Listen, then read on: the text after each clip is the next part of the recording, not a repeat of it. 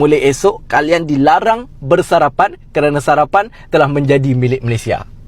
Bentar, kita cek Google dulu, geng. Kata sarapan berasal dari bahasa Jawa, yaitu kata sarap yang berasal alas dan makan yang berarti makan di waktu pagi. Tuh kan, geng.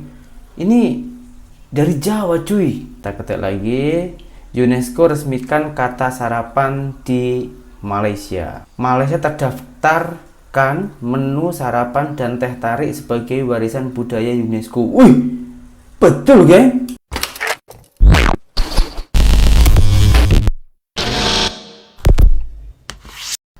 Hai, halo geng, assalamualaikum warahmatullahi wabarakatuh. Berjumpa kembali dengan saya Zainal Story. Sebelum video ini saya mulai, gimana kabarnya kalian semua? Semoga semua yang menonton video ini baik-baik saja, dimurahkan rezekinya, selalu berpikiran yang positif dan dijauhkan dari mara bahaya oleh Tuhan yang Maha Esa. Ini ada salah satu pemuda dari Malaysia, asli warga tempatan Malaysia, geng.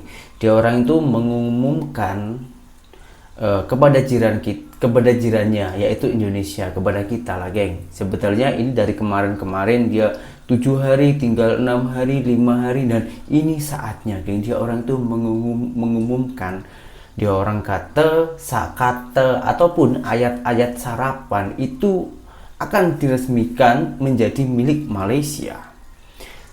Betulkah hal tersebut? Nah, takutnya nanti orang itu salah paham. Kita tengok dulu videonya. Saudara, untuk makluman negara-negara jiran, mulai esok 6 Disember 2024, kami rakyat Malaysia tidak lagi guna frasa "jom pergi sarapan". Tidak, kami dah tukar kepada "jom semarakkan warisan bangsa".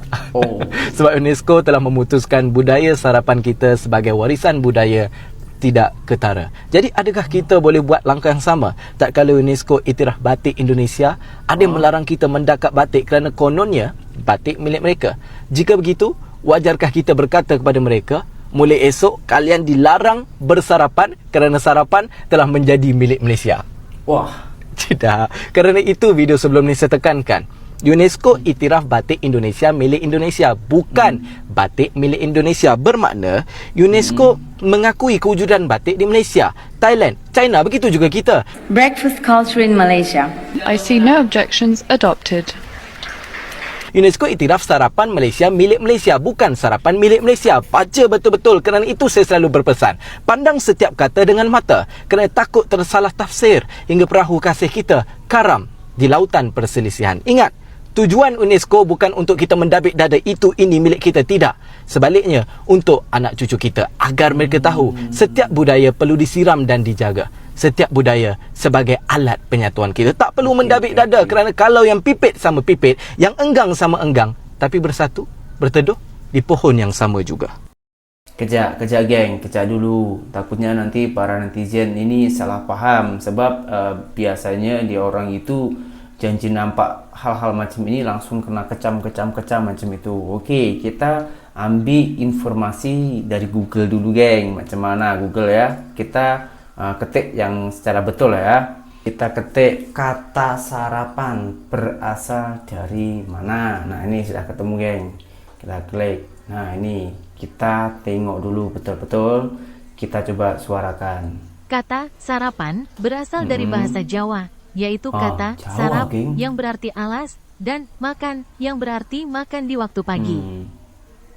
Kata sarapan adalah kata yang berasal dari bahasa lain yang diintegrasikan ke dalam bahasa penerima. Kata sarapan biasanya memiliki kemiripan dengan kata asing aslinya.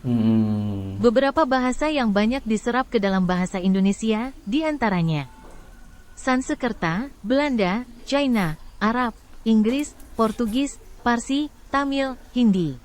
Di Jawa ya, coba kita ketik sekali lagi, geng. Kita ketik yang ada sangkutannya dengan UNESCO ya, geng ya. UNESCO resmikan kata sarapan. Oke, langsung kita ketik, geng. Ini ada ya, kita klik dulu. Takutnya nanti ada yang salah. Oke, slow, sabar. Malaysia daftarkan menu sarapan dan teh tarik sebagai warisan budaya UNESCO. Wih, betul loh, geng.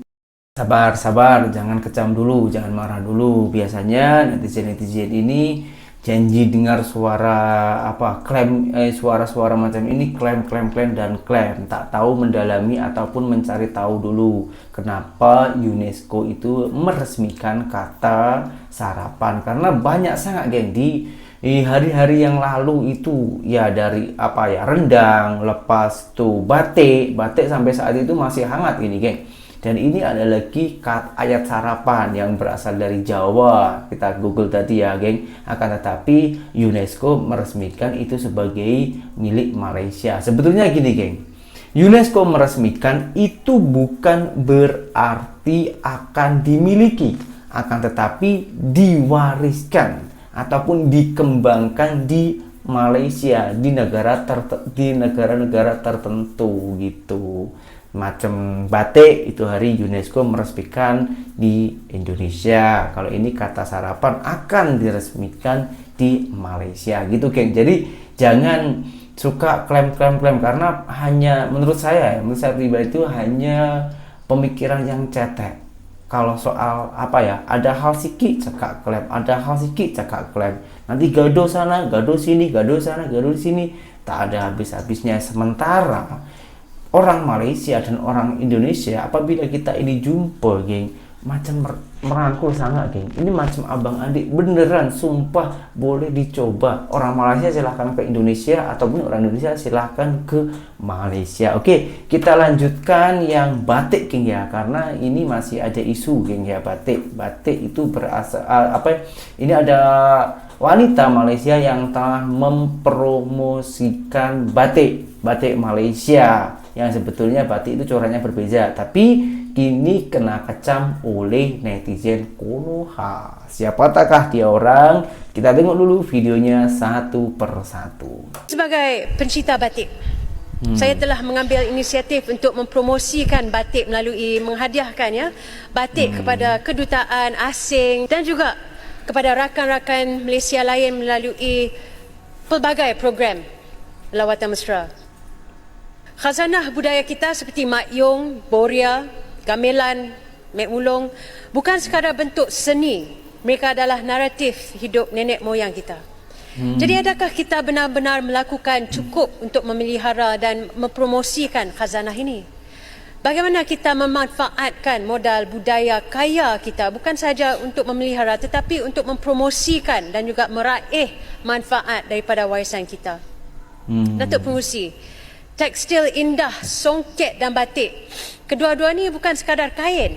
Ia adalah kanvas yang menggambarkan kehalusan seni, sejarah dan jiwa Malaysia, melambangkan kepelbagaian dan juga kreativiti yang mendefinisikan kita sebagai sebuah negara. Saya memuji inisiatif Jabatan Muzium Negara kerana mengadakan pameran di luar Dewan kita. Mereka akan berada di sini sehingga Khamis dan saya merayu kepada ahli-ahli parlimen yang lain yang belum melawat pameran mereka, sila luangkan masa untuk berbuat demikian sebagai langkah untuk menginati diri sendiri betapa kayanya warisan kita.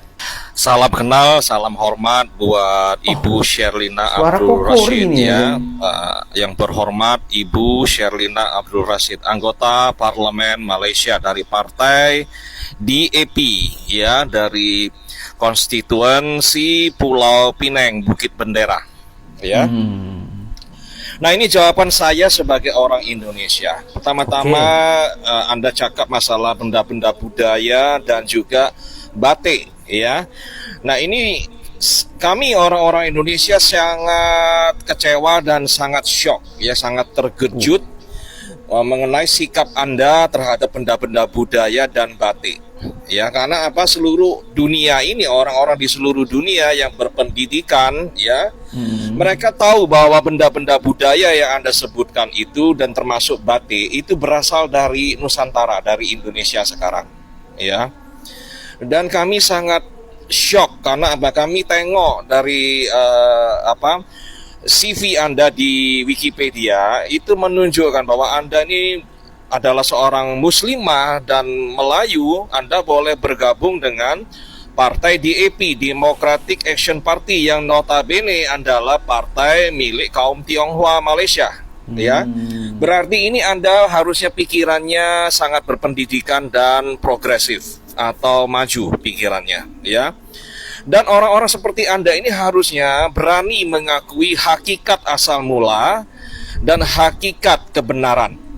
Ya, jadi kalau Anda nak meromosikan gamelan, batik, angklung dan lain-lain, Anda harus tahu itu asal mula dari mana, bukan dari Semenanjung Malaya. Ya. Kalau Anda punya hati nurani, Anda tahu sejarah, Anda orang yang berpendidikan, Anda harus berani mengakui hakikat asal mula. Bahwa benda-benda budaya yang Anda sebutkan itu bukan dari Semenanjung Malaya. Ya. Anda menyebutkan masalah nenek moyang. Apakah Anda mau mengakui bahwa nenek moyang orang-orang di Semenanjung Malaya pada hakikatnya adalah diaspora dari Nusantara? Ya. Ada yang dari Sulawesi, suku Bugis. Ada yang dari Kalimantan, suku Banjar. Ada yang orang Jawa dari Pulau Jawa. Ada yang dari Madura, ada yang dari Bawean, jadi orang Boyan. Di situ disebut mereka ini orang Boyan. Ya, ada yang dari Minangkabau, ada yang dari Riau, ada yang dari Aceh, dari Palembang. Ya.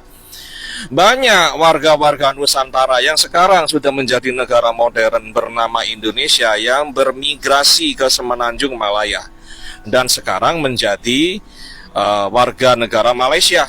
Ya, pada hakikatnya kalian sebenarnya adalah keturunan orang-orang Nusantara yang hakikatnya juga adalah di zaman modern ini menjadi negara Indonesia. Kalian itu adalah orang-orang Indonesia pada hakikatnya. Ya, cuman sejarah kita berbeda, penjajah kita berbeda. Sebab itu kita terpisah menjadi dua negara. Ya, Indonesia dan Malaysia. Paspor kita berbeda, IC kita berbeda. Tapi pada hakikatnya kalian adalah kami adalah kalian. Ya, kalau kita cakap kalian itu saudara serumpun, kita bukan serumpun lagi. Kalian itu kita. Ya, kalian itu adalah orang-orang Indonesia. Cuma masalahnya kalian ini sebagai orang-orang Indonesia, khususnya dari kaum yang disebut sebagai kaum Melayu, ya, kalian ini sepertinya kayaknya merasa malu atau merasa terlalu tinggi hati ya untuk mengakui bahwa kalian ini adalah orang-orang keturunan Indonesia dari Nusantara.